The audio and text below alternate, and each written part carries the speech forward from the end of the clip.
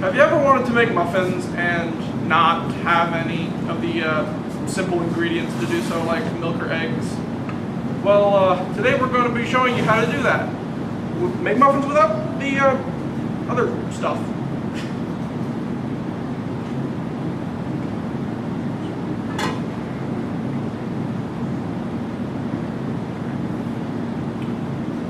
Welcome to Chef Jeff. I'm Jeffrey Davison, and today we're going to be making poor man's muffins. Now, my grandmother always made this dish for me when I was a kid for breakfast, and sometimes for a snack when I was whining a lot. And what you need is cup of water, 2 cups of sifted all-purpose flour,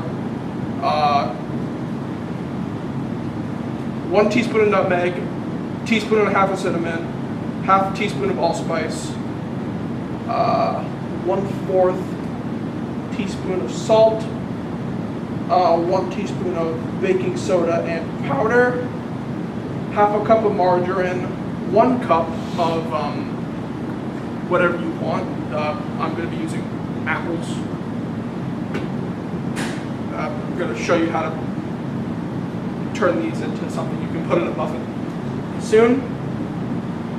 And yeah, so what you're going to need to do first is place your water, your sugar, your butter or margarine,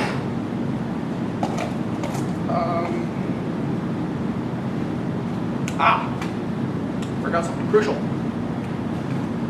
What we're going to need to do is prepare the main ingredient for the thing, this being apples. We're going to be making shredded apples. Now, in the event of shredding our apples, we want to decore and peel them. Yeah. And when we are shredding our apples, we want to use the bigger side of the shredder, because the other ones just basically turn it into mush, and you don't really want mushy apple in your muffin. So I have a different way of peeling apples. I'm currently attending a culinary arts program, and my chef, crazy old guy he was, taught me that instead of doing it like really quick, just do it slow and then like make it large, make the peels large, so you're doing it more efficiently. And then once you get good at doing it slow, maybe pick up the speed a little bit.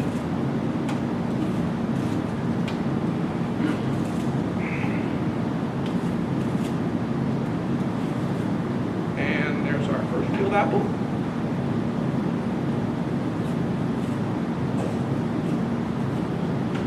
They have these newfangled peeling machines. Honestly, I don't really like them.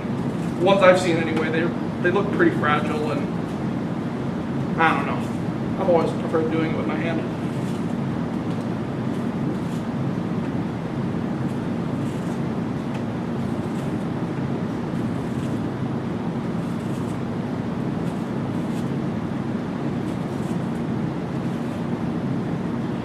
Now that we have all our apples peeled,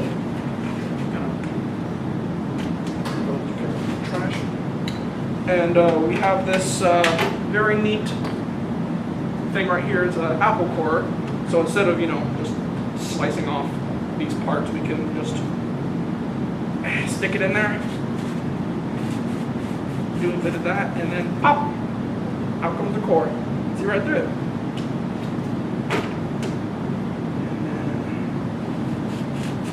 Another one.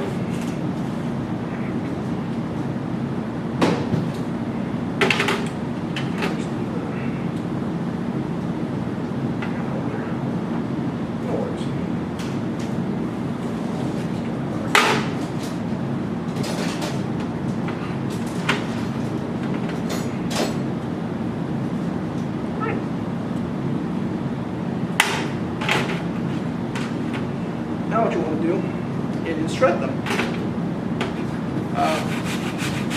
The process is very odd. Apple gets small pretty quickly, and you don't want to, shred your hand. Don't worry if there's like any larger chunks of apple in the shredded stuff. It shouldn't make much of a difference. Don't make sure they're not too large. Here's the second one.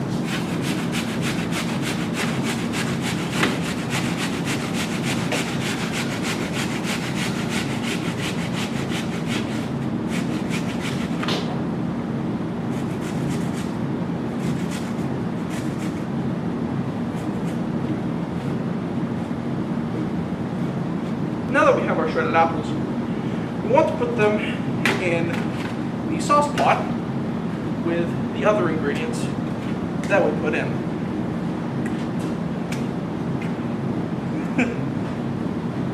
As well as all the spices.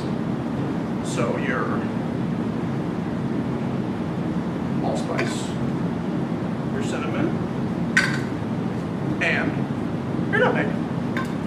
Now what you want to do is turn it on.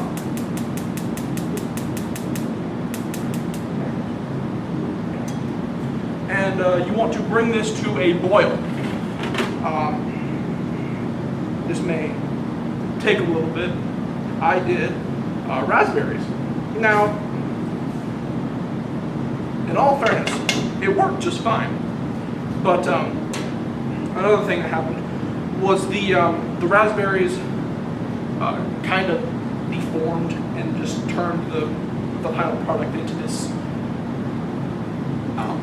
off-putting green hue, and you don't really want to eat green things that aren't Granny Smith apples, do you? They tasted fine. Don't get me wrong; they tasted just fine. There's nothing wrong with them, but not really many people wanted to eat them, and I perfectly understand. So yeah, back to the stuff in the sauce pot. What you want to do is bring it to a boil and make sure all the butter has been melted. You want the butter to melt because that's whatever.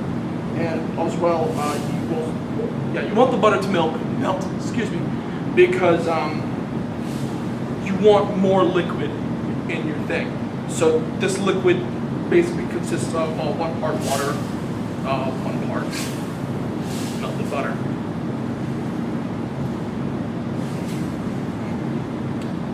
You get a strong smell of cinnamon. It's just so delicious smelling. So great. Butter's starting to melt.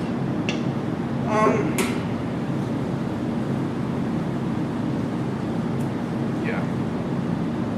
I was asking my grandmother about some of her more successful variations of this recipe with us, and she went on and on for like probably a good 10 minutes about it, and one of the main things that stuck out to me was her version with apples. And I was just sitting there, and like, she told me about it. It's like, oh yeah, apples. You made those one time. They're really good, really good. And she's like, yeah, of course they were. And yeah, and that's what we're making here today, because I distinctively remember, to be honest, her making this recipe with apples.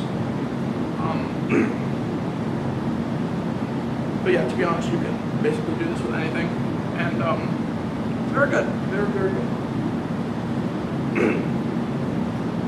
So now what we have here is a boiling pot of muffin mix. And what you want to do is turn that off and go get a muffin. What you need to do is let this cool off for about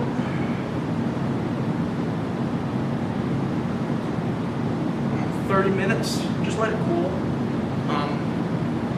But it doesn't really matter if you do let it cool down or not, because either way, you get the same experience with it, except you're going to be working with a warm batter in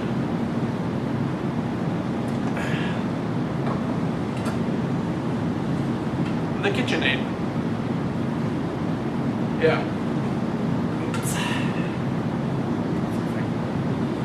Get this in closer.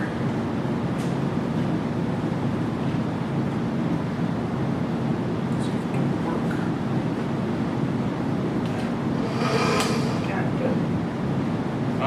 Yeah.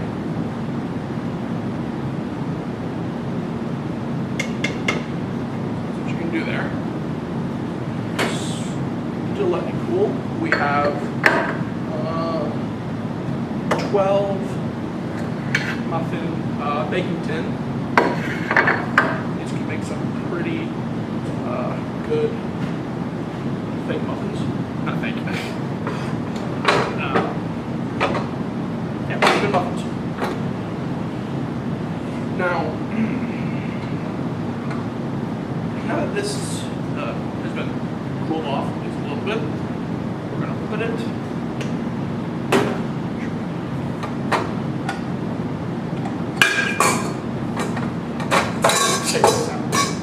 now. You may not have a KitchenAid like I do, or one of those machines over there, but you don't have to worry about it really, because a normal blender will do really. If you have a handheld blender at home that you usually beat eggs or mashed potatoes with, that'll work just fine. And as you can see, we got very interesting mix here. That's what it should look like when it comes out of the pot. I don't know if you can see that.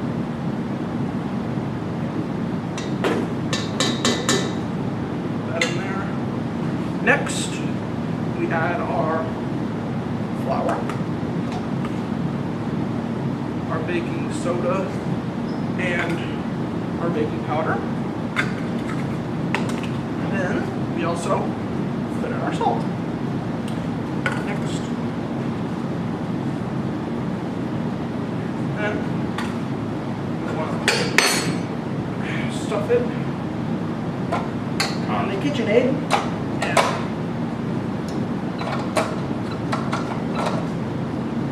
a little bit finicky, but we're cool. And then you want to be using, if you're using KitchenAid, you want to use a paddle for this. Paddle.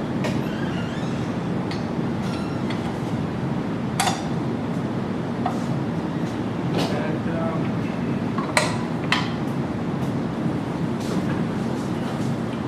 mix it.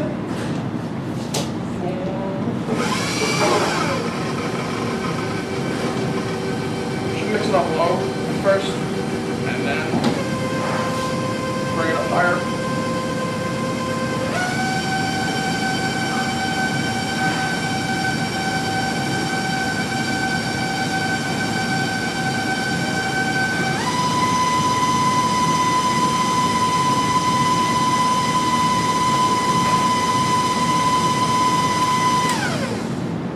And you should have a pretty nice muffin batter,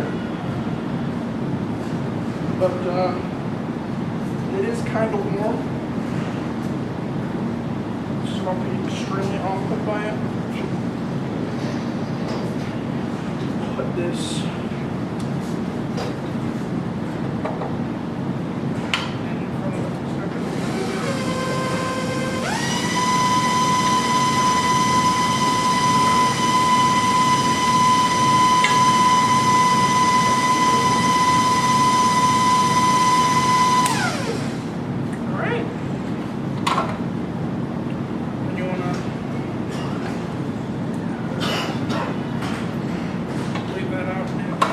this,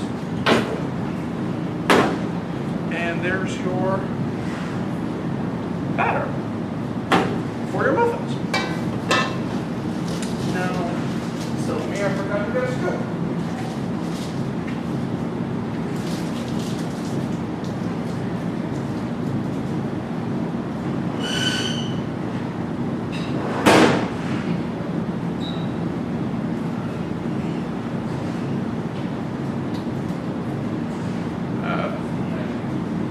Scoop.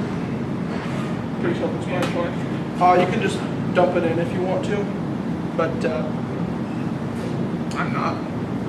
Now, when it comes to putting them in the pan, it says you can use the paper muffin cups, but I'm just going to use some cooking spray.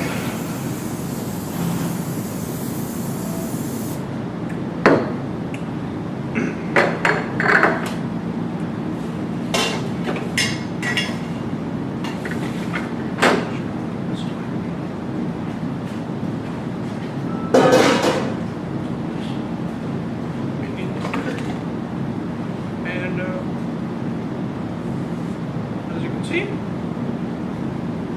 there's your batter. It's runny and they've got chunks in it, but that's because we didn't really cool it down that long, but it doesn't really matter.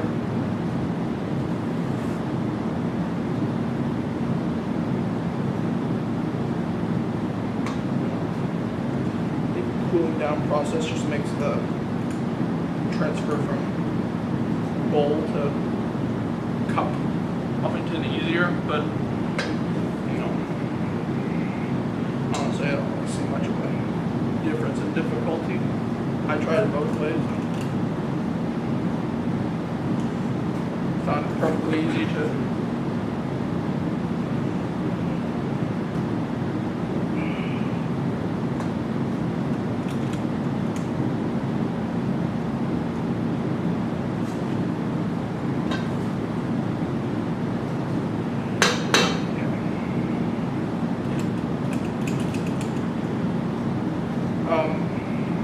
after this, we're going to stick the muffins into the oven.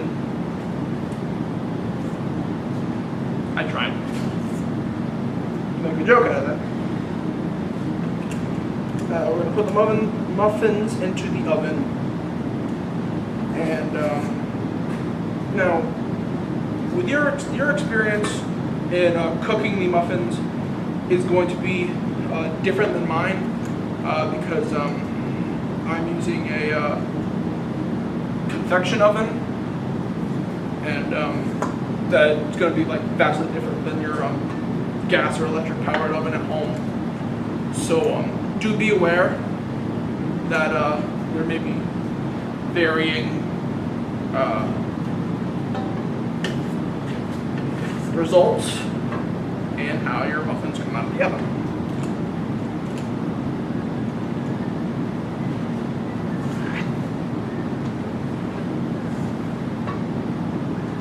Told you we need this later. And scrape off the sides and I know, right? make it easy. Stop by! There you go, neighbors.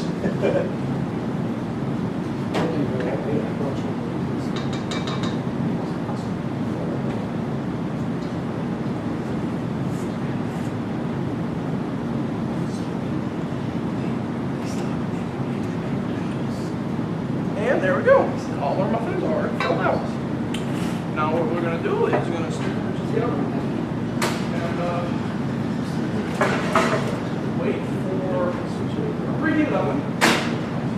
that was set to 375 degrees Fahrenheit or 190 degrees Celsius if you're European. And oh, would you look at that? They're done already. Neat. And there they are. Muffins.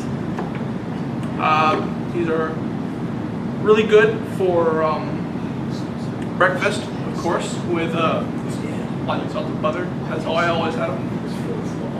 They can also be used for an afternoon tea.